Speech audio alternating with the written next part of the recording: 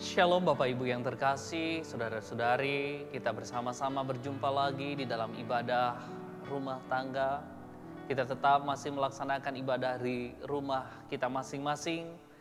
Persekutuan kita senantiasa kita boleh laksanakan di rumah kita masing-masing. Kita bersama-sama akan belajar akan kebenaran firman Tuhan. Sebelum itu mari kita satukan hati, kita berdoa. Ini kami Tuhan, kami boleh dapat memuji, memuliakan nama-Mu di tengah-tengah persekutuan yang kami lakukan. Di malam hari ini kami rindu untuk belajar akan kebenaran firman-Mu. Kuasai, mampukan kami untuk mengerti dan memahami akan firman-Mu. Berkati hamba-Mu ini yang akan menyatakan firman-Mu, biarlah kehendak-Mu yang jadi di tengah-tengah kehidupan hamba-Mu ini ya Tuhan. Sehingga firman-Mu boleh kami dengar, boleh kami lakukan di tengah-tengah kehidupan pribadi lepas pribadi kami. Berfirman-Lah ya Tuhan karena kami telah siap mendengar. Di dalam nama Tuhan Yesus Kristus kami berdoa. Amin. Firman Tuhan di malam hari ini terdapat di dalam Kisah Para Rasul pasal 13, ayatnya yang ke-42 sampai dengan ayatnya ke-52. Firman Tuhan berbunyi demikian. Ketika Paulus dan Barnabas keluar, mereka diminta untuk berbicara tentang pokok itu pula pada hari Sabat berikutnya. Setelah selesai ibadah, banyak orang Yahudi dan penganut-penganut agama Yahudi yang takut akan Allah mengikuti Paulus dan Barnabas. Kedua rasul itu mengajar mereka dan menasihati supaya mereka tetap hidup di dalam kasih karunia Allah. Pada hari Sabat berikutnya, datanglah hampir seluruh kota itu berkumpul untuk mendengar firman Allah. Akan tetapi ketika orang Yahudi melihat orang banyak itu, penuhlah mereka dengan iri hati dan sambil menghujat, mereka membantah apa yang dikatakan oleh Paulus. Tetapi dengan berani Paulus dan Barnabas berkata, memang pada kamulah firman Allah harus diberitakan lebih dahulu. Tetapi kamu menolaknya dan menganggap dirimu tidak layak untuk beroleh hidup yang kekal. Karena itu kami berpaling kepada bangsa-bangsa lain. Sebab inilah yang diperintahkan kepada kami. Aku telah menentukan engkau menjadi terang bagi bangsa-bangsa yang tidak mengenal Allah, supaya engkau membawa keselamatan sampai ke ujung bumi. Mendengar itu gembiralah semua orang yang tidak mengenal Allah dan mereka memuliakan firman Tuhan. Dan semua orang yang ditentukan Allah untuk hidup yang kekal menjadi percaya. Lalu firman Tuhan disiarkan di seluruh daerah itu. Orang-orang Yahudi mengasut perempuan-perempuan terkemuka yang takut akan Allah dan pembesar-pembesar di kota itu. Dan mereka menimbulkan penganiayaan atas Paulus dan Barnabas dan mengusir mereka dari daerah itu. Akan tetapi Paulus dan Barnabas mengebaskan debu kaki mereka sebagai peringatan bagi orang-orang itu, lalu pergi ke Ikonium, dan murid-murid di Antiokhia penuh dengan sukacita dan dengan Roh Kudus. Demikianlah pembacaan firman Tuhan, berbahagialah bagi kita sekalian. Shalom sidang jemaat yang terkasih, sidang jemaat yang begitu luar biasa, yang senantiasa antusias di dalam kehidupannya untuk memuji, membesarkan nama Tuhan, melaksanakan setiap ibadah walaupun kita melaksanakannya di rumah masing-masing. Dan kita bersama-sama juga mengambil bagian di dalam pelayanan-pelayanan di rumah Tuhan di tempat ini. Bapak Ibu yang terkasih di dalam Yesus Kristus, kalau kita berbicara tentang pelayanan, kita bisa melihat pelayanan yang dilakukan oleh Paulus dan Barnabas, di mana ia begitu giat menyatakan kabar sukacita yang boleh didengar, yang menjadi keyakinan imannya, memperkuat imannya di dalam kehidupannya untuk senantiasa menyerahkan seluruh kehidupannya, untuk senantiasa melakukan pelayanan di dalam kehidupan mereka. Ketika Rasul Paulus dan juga Barnabas menyampaikan hal-hal yang berkaitan dengan firman Tuhan, waktu orang-orang berkumpul pada saat itu, orang-orang Yahudi dikatakan dan penganut-penganut agama Yahudi yang takut akan Allah, mereka mengikuti Paulus dan Barnabas, di mana mereka mengajar, menasehati orang-orang yang berkumpul pada saat itu. Nasihatnya jelas, untuk mereka tetap hidup di dalam kasih karunia Allah. Kalau kita berbicara tentang kasih karunia Allah, apa saja yang Tuhan telah nyatakan bagi kehidupan kita, pastilah tidak terhitung jumlahnya. Begitu besar kasih karunia Allah yang dinyatakan di dalam kehidupan kita. Kebaikan-kebaikan yang sungguh kita nikmati di dalam kehidupan kita, sehingga kita boleh ada hingga sampai pada saat ini. Keyakinan iman kita semakin bertumbuh di dalam kehidupan kita. Dan kita semakin mendekatkan diri kepadanya. Bapak Ibu yang terkasih di dalam Yesus Kristus, ketika hal itu dilakukan oleh Paulus dan Barnabas mengajar mereka semua dan mereka mengikut Paulus dan Barnabas, pada hari Sabat berikutnya dikatakan, hampir seluruh kota itu berkumpul untuk mendengar firman Allah. Tapi apa yang terjadi ketika orang-orang banyak berkumpul dan orang Yahudi melihat orang banyak itu berkumpul, mereka menjadi iri hati. Bahkan dikatakan di dalam firman Tuhan di malam hari ini, di ayatnya yang ke-45, akan tetapi ketika orang Yahudi melihat orang banyak itu, penuhlah mereka dengan iri hati dan sambil menghujat, mereka membantah apa yang dikatakan oleh Paulus. Bayangkan Bapak Ibu yang terkasih di dalam Yesus Kristus. Firman Tuhan yang disampaikan oleh Rasul Paulus dan Barnabas pada saat itu dikatakan tidak benar. Mereka membantahnya. Mereka menghujatnya. Karena apa? Karena ada rasa iri hati di dalam kehidupan mereka. Kalau kita berbicara masalah iri hati, Bapak Ibu, iri hati adalah rasa benci yang timbul karena melihat kelebihan, harta milik atau posisi orang lain, dan adanya keinginan untuk memiliki semuanya itu bagi diri sendiri. Orang Yahudi membantah apa yang dikatakan oleh Paulus karena alasan iri hati itu. Jadi kita yakin, kita percaya, sungguh besar kasih Allah, tuntunan bimbingannya, sehingga Rasul Paulus dan Barnabas dimampukan untuk memberikan hal yang terbaik, mengajar dan menasihati mereka, sehingga mereka boleh semakin mengenal Tuhan, mengikut Tuhan di dalam kehidupan mereka. Tapi orang Yahudi merasa mereka tertandingi.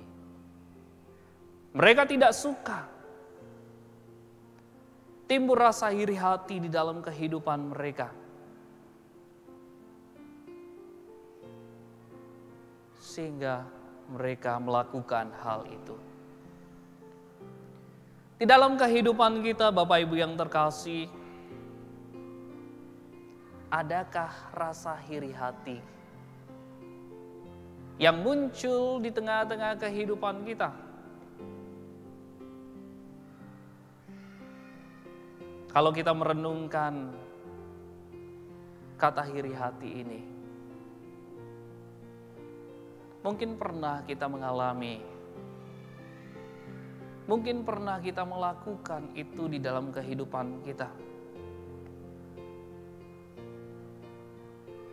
Kita iri kepada saudara-saudari atau orang lain di sekitar kita karena segala keberuntungan yang dia miliki di dalam kehidupannya. Contoh sederhananya, saya sudah capek berlelah-lelah bekerja keras untuk memenuhi kebutuhan kehidupan keluarga saya. Tapi kok saya melihat orang lain, tetangga saya, mereka tidak kerja, tapi memiliki segalanya. Atau mungkin kita iri hati karena kecerdasan, penampilan menarik, popularitas, pekerjaan yang baik, bahkan kedewasaan wawasan rohani dapat memicu rasa atau timbulnya iri hati di dalam kehidupan kita.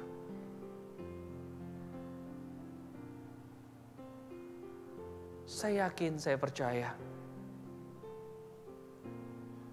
kita mau menanggalkan rasa iri hati itu di dalam kehidupan kita. Bagaimana caranya kita menanggalkan rasa iri hati itu di tengah-tengah kehidupan kita? Dengan jalan hati yang penuh kasih. Kasih yang Tuhan telah nyatakan di dalam kehidupan kita, kasih itu yang menguatkan kita, kasih itu yang membuat kita tetap senantiasa kuat dan memampukan kita melaksanakan, menikmati setiap limpahan berkat Tuhan di dalam kehidupan kita. Ketika kita mampu merasakan, menikmati itu, ketika kita mampu memiliki hati yang penuh kasih di dalam kehidupan kita, kita menyadari bahwa setiap kehidupan kita memiliki takarannya masing-masing. Bahwa setiap kehidupan kita Tuhan senantiasa mencukupkan segala kebutuhan hidup kita. Cuma kita sebagai orang-orang yang mengaku percaya sekalipun masih melakukan hal ini. Merasa belum cukup, ingin lebih, karena sifat manusia tidak akan pernah merasa cukup di dalam kehidupannya. Sehingga timbullah rasa iri hati, tidak ingin disaingi dan lain sebagainya.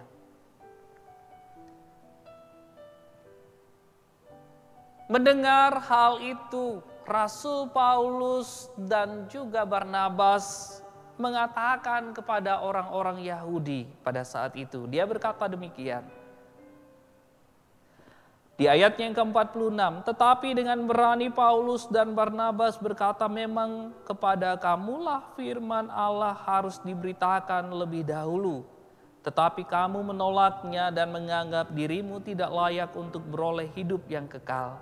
Karena itu kami berpaling kepada bangsa-bangsa lain. Bayangkan, dengan berani ia mengatakan hal itu kepada mereka. Semestinya firman Tuhan ini mendarat di kamu. Tapi karena kamu menolaknya, maka aku nyatakan ini kepada bangsa-bangsa lain. Jadi, kalau kita merenungkan hal ini, Sudahkah kita menerima firman Tuhan itu dengan baik di dalam kehidupan kita? Sudahkah kita menyelami segala karya-karya Tuhan itu di tengah-tengah kehidupan kita? Dan sudahkah kita menjadi pelaku firman Tuhan itu di tengah kehidupan kita dimanapun kita berada? Jangan sampai kita seperti orang-orang Yahudi ini, yang tahu tentang firman Tuhan, tetapi dia tidak melakukannya di dalam kehidupannya. Biarlah firman Tuhan ini betul-betul hidup dan menghidupi kehidupan kita, sehingga benar kita boleh menjadi terang bagi orang-orang di sekitar kita. Berbahagialah bagi kita yang mendengar firman Tuhan, terlebih lagi bagi kita yang mau melakukan firman Tuhan, karena firman Tuhan akan senantiasa menguatkan kehidupan kita, membawa sukacita yang tiada berkesudahan di dalam kehidupan kita. Amin. Saat teduh bagi kita sekalian. Amin. Mari kita menaikkan doa syafaat kita. Mari kita berdoa. Ini kami Tuhan, kami sadar kami seringkali tidak bisa melakukan apa yang Engkau perintahkan di dalam kehidupan kami. Kami seringkali tidak dengar-dengaran akan pengajaran dan nasihat yang telah dinyatakan melalui firman-Mu. Kami hanya mementingkan kepentingan kami semata. Kami melakukan apa yang menjadi keinginan kami. Bahkan kami juga seperti orang-orang Yahudi, di mana timbul rasa iri hati di dalam kehidupan kami kepada sesama. Kami mohon ya Tuhan, Engkau menjauhkan rasa itu di dalam kehidupan kami. Berikanlah hati yang penuh dengan kasih. Karena kasih menguatkan kami. Karena kasih kami boleh melihat perbedaan di sekitar kami. Karena kasih kami boleh dapat menjadi berkat bagi orang lain di sekitar kami. Dan dengan kasih kami bisa menjadi pembawa kabar sukacita-Mu kepada orang-orang yang belum mendengar dan percaya kepadamu. Ya Tuhan Allah Bapa kami, sertai dan berkati jemaat-Mu Surya Buana. Engkau mengasihi kami ya Tuhan. Bukti kasih-Mu, Engkau senantiasa memperkenankan kami untuk melaksanakan segala aktivitas kami dengan baik. Kami boleh bersuka cita di tengah-tengah kehidupan kami. Engkau mencukupkan segala kebutuhan hidup kami. Di dalamnya kami boleh menikmati segala kasih karunia yang Engkau nyatakan. Ya Tuhan Allah Bapa kami juga berdoa buat saudara-saudari kami yang mengalami pergumulan hidup dalam kehidupan mereka, baik sakit, penyakit maupun pergumulan hidup lainnya. Engkau turut campur di tengah-tengah kehidupan mereka ya Tuhan. Kami yakin Engkau menguatkan mereka. Kami yakin Engkau memampukan mereka untuk dapat senantiasa kuat menjalani dan melewati itu di dalam tuntunan tangan kasih-Mu yang kuat. Ya Tuhan Allah Bapa kami juga berdoa buat anak-anak kami di dalam tubuh kembang, di dalam pendidikan, di dalam pekerjaan mereka. Engkau berkati mereka semua. Engkau mampukan mereka untuk bertumbuh kembang dengan baik. Dan rancangan-Mu yang begitu luar biasa Engkau nyatakan setiap saat, setiap waktu di dalam kehidupan mereka. Engkau berkati ya Tuhan bangsa dan negara kami di dalam situasi, kondisi, berbagai macam hal yang terjadi. COVID-19, bencana alam. Engkau berkati para pemimpin bangsa kami untuk dapat mengupayakan dan mengusahakan segala sesuatu yang terbaik, sehingga pemutusan mata rantai penyebaran COVID, bantuan bagi bencana alam boleh dapat terlaksana dengan baik. Ya Tuhan Allah Bapa kami yakin, kami percaya pemulihan bagi bangsa dan negara kami boleh terjadi. Karena kuasa-Mu adalah kuasa yang dahsyat, yang mampu dan sanggup untuk melakukan hal yang luar biasa di dalam kehidupan kami, terlebih lagi di dalam kehidupan bangsa dan negara kami. Ya Tuhan Allah Bapa kami, inilah seru dan permohonan kami ya Tuhan, yang kami alaskan di dalam nama Tuhan Yesus Kristus. Amin.